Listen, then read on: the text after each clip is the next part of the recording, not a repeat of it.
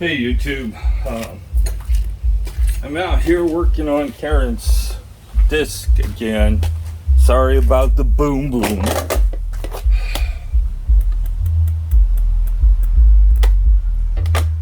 I don't think he has a job anymore. He's home all the time. He's kind of like me.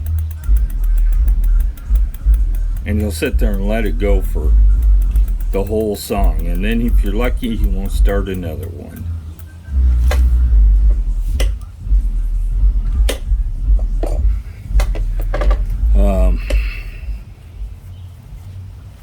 So I'm still hearing a tinging noise. So we eliminated that it was axle play, and it's coming from the disc rubbing the deal.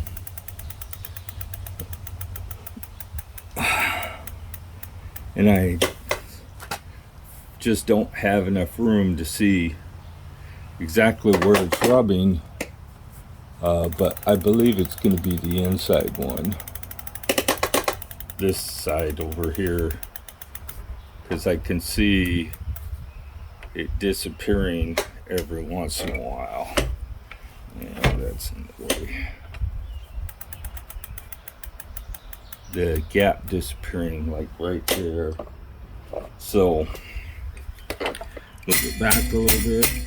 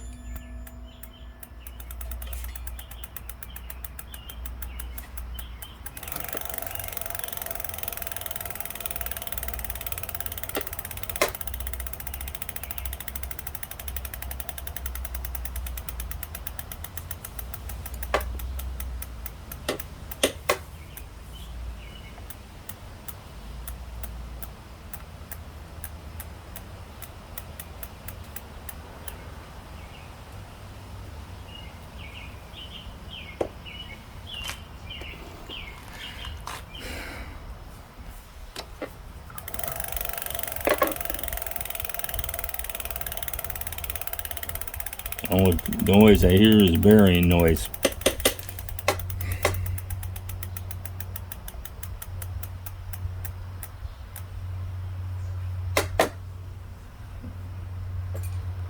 That looks like it might be needs to come back this way a little bit.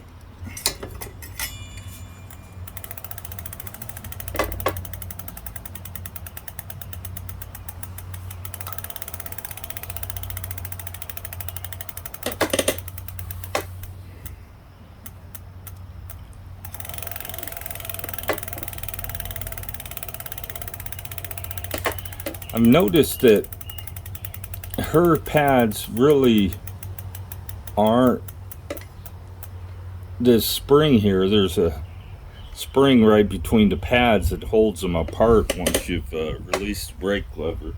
It's kind of loose, and I'm not going to do much with it right now. What I'm listening for is to hear if I can hear it rubbing at all. And I'm not. And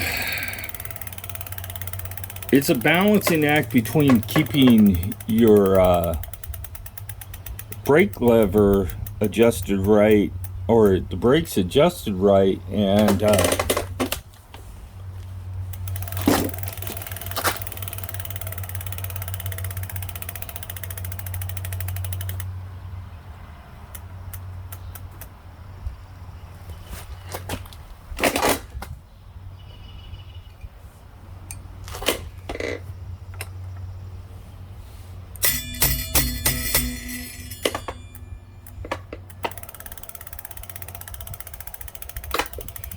Now, it might be easier to take everything completely off and adjust it that way, but I'm not going to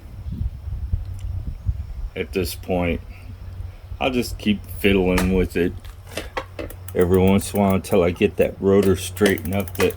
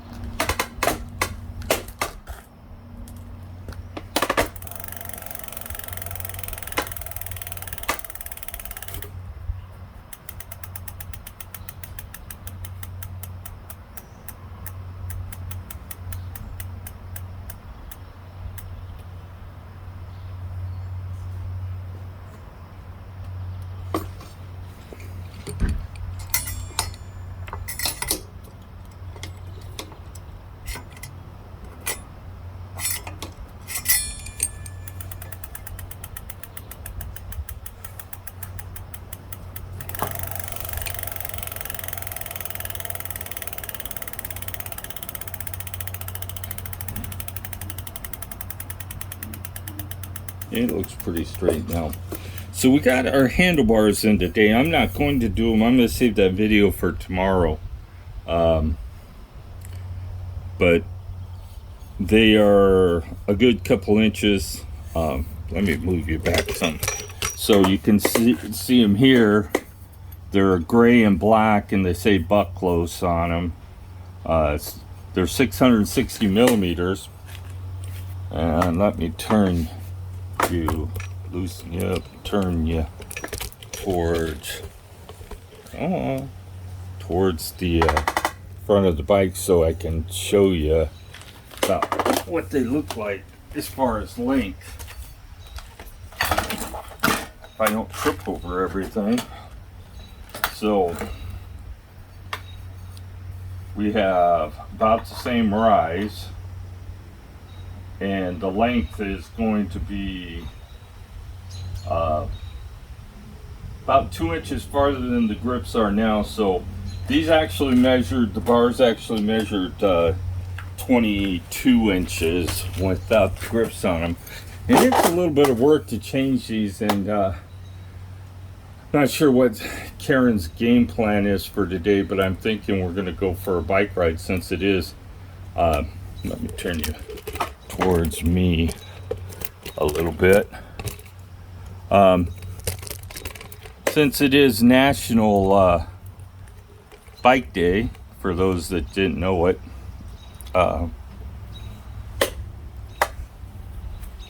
actually I should turn you around so we can do picture in picture, but I don't think I can start the video again. So I rinsed the bikes off yesterday, cleaned them up a little bit, just got the dust off of them, and decided that I would look at Karen's brakes again. I am going to bring you around here and explain the derailleur adjustments to you guys. I'm not going to do a derailleur adjustment on this because it doesn't need it, but I will walk you through the adjustments on the derailleur. There's only a few, but I do need to get something to point at so you guys can see it. But so let me bring you around here so you can see what I'm pointing at, and hopefully the camera will focus on that, and it looks like it's focused pretty good.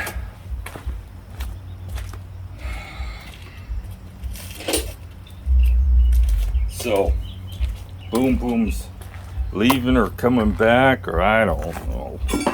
So I don't have my glasses on, so there might be little chance that I will actually see which one of these screws say high and low, but they should be marked in either underneath them or beside them. If they're not, sorry about that. It is a cheap derailleur. So let's talk about the derailleur. So Lectric went through the trouble of putting a replaceable derailleur hanger on it, and then they use the cheapest derailleur they could find. Literally, the cheapest reliable derailleur they could find. This is a Shimano tourney, bottom of their line, and bottom of the tourney line because it's not direct mount. It's actually mounted on an arm off of the derailleur hanger. And it is also the wrong derailleur for this gear ratio. This should have a road bike derailleur on it, and technically this is a long cage and you should have a short cage derailleur on it. Maybe it was cheaper and so it'd be more common, so it'd probably be cheaper. Excuse me. So you have a few adjustments, but these screws here are usually set at the by the manufacturer when the bike's put together, but they do go out of adjustment slightly. One screw keeps it from going into your frame here. This would be your high adjustment, I think, and this one keeps it from going in to the motor, which would be the low adjustment. And then you have a tension adjustment. If you're getting problem, you can adjust the tension a little bit. Yeah, her screw catches her derailleur protector there.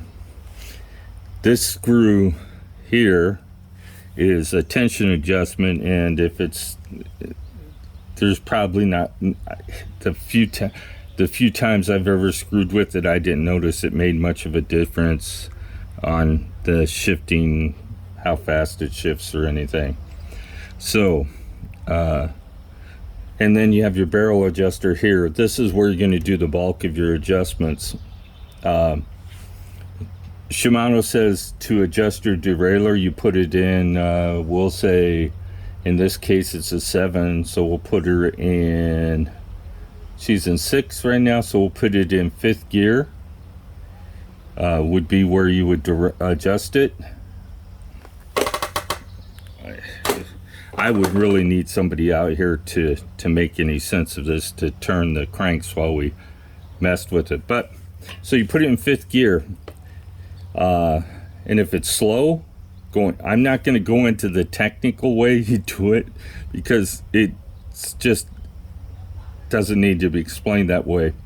So you adjust, you tighten it, you want to tighten your cable, so you're going to turn it this way to make it go shift faster or up. So what happens is if the derailleur is out of adjustment, it'll either be slow shifting down, it'll hesitate and then it'll go down, or it'll be fast going up and won't shift down at all. So if it doesn't shift down at all, then the cable's too tight and you need to loosen it. So you'd go like this, loosen it to adjust it. And if it's slow going up, you need to tighten it. So the cassette has little ramps teeth on it that help it shift up onto the next gear, and or it should have, I don't know, yeah, this one does have the ramps on it. So it's a Shimano cassette, I mean a freewheel, so it has little ramps on it that will help it shift. So these 3 screws here, 1, 2, and 3, should never really be messed with unless you're having problems with the derailleur hitting the frame or it's trying to shift into the wheel. She got a lot of gunk on her. There's pedals hitting the stand. That's the disadvantage of having the arm not so far out as it hits the stand. So then Just cleaning some of the gunk off of it. Doesn't really matter if it's on there, but so this is where you can do most of the adjustments. It's simple. If it's shifting slow up, you need to tighten it. If it's shifting slow down, you need to loosen it. And just make quarter turns at a time. It may take you a couple jumping on and off the bikes to get it right.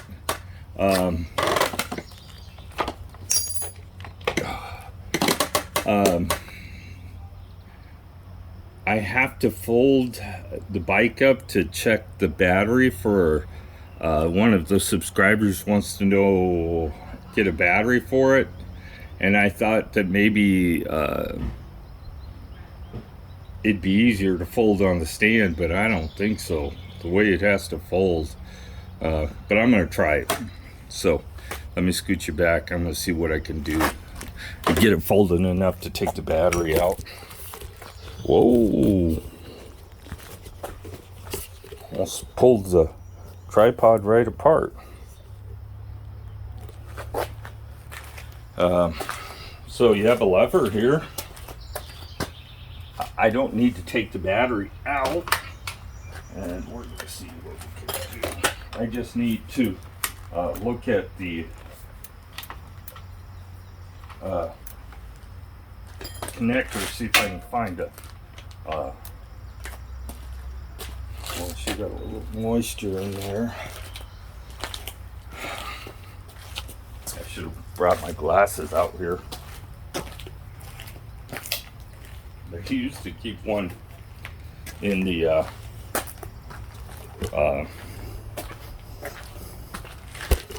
so if you have a rack,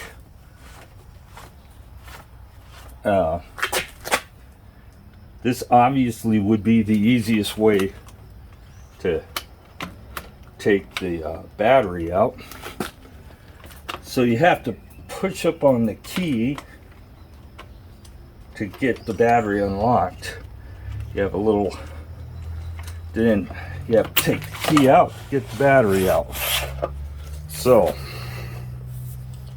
let's bring you over here again, out of the sun. So if you noticed, I didn't have any problems with taking it out because I wasn't trying to catch it. So we're looking for the connector type. It is an ALX 05902. And it is Lectric branded. There is a little few rub marks on it.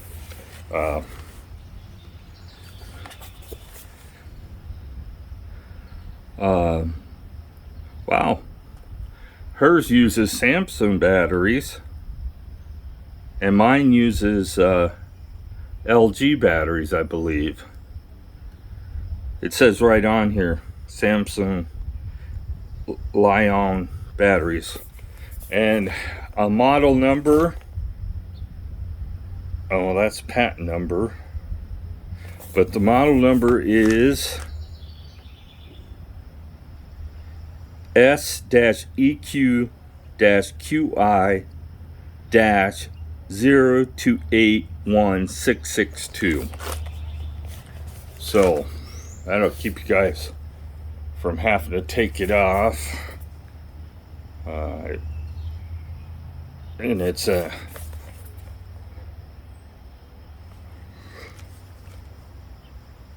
ALX 006-02. So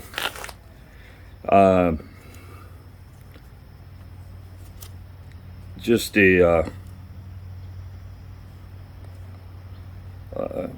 the connector is different between the two bikes. So and I believe this battery, if you had it the same, if you bought a different connector, it would work for the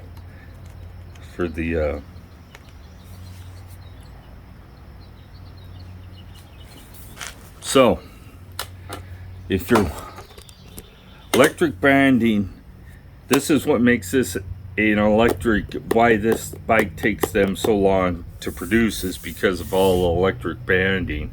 If they didn't, if Lectric didn't ask for anything other than maybe just a sticker put on for their name on the front of it or on the back of it, it probably would mean that there would be less, it would take less time for them to produce them. So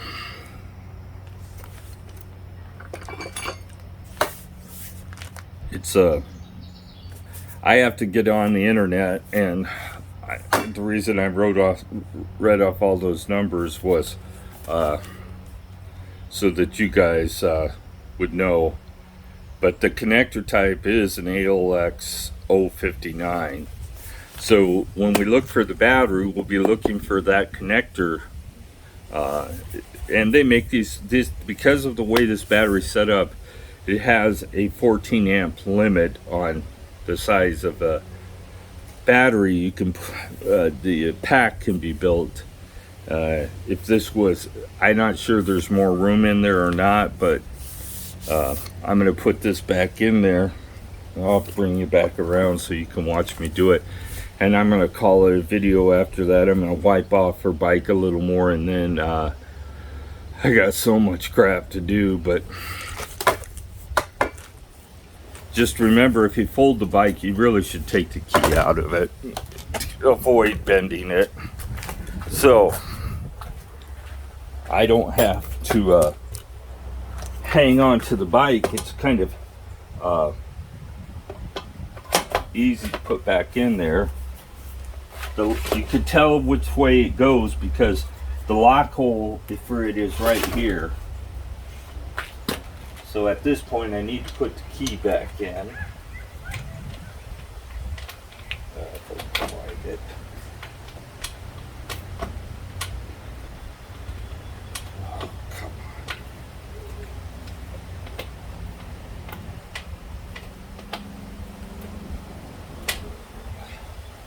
It's being difficult.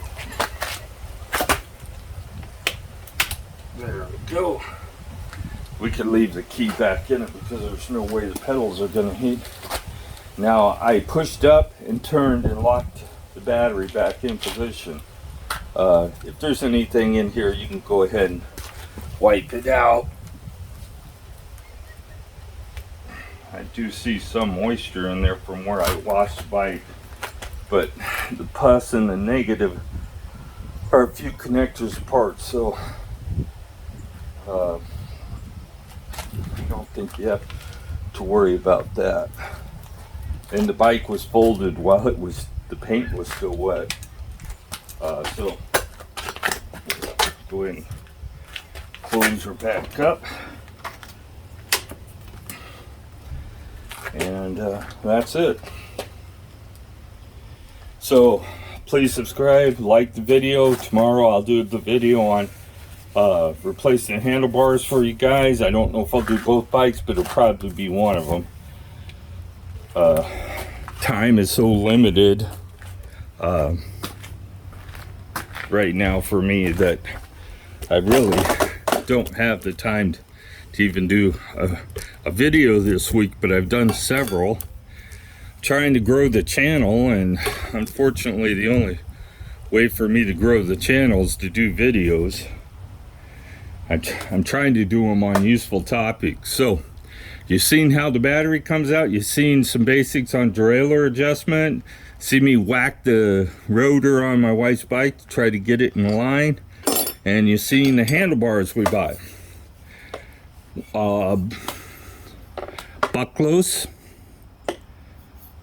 25.4 by 660. The diameter of the bar out here is 22.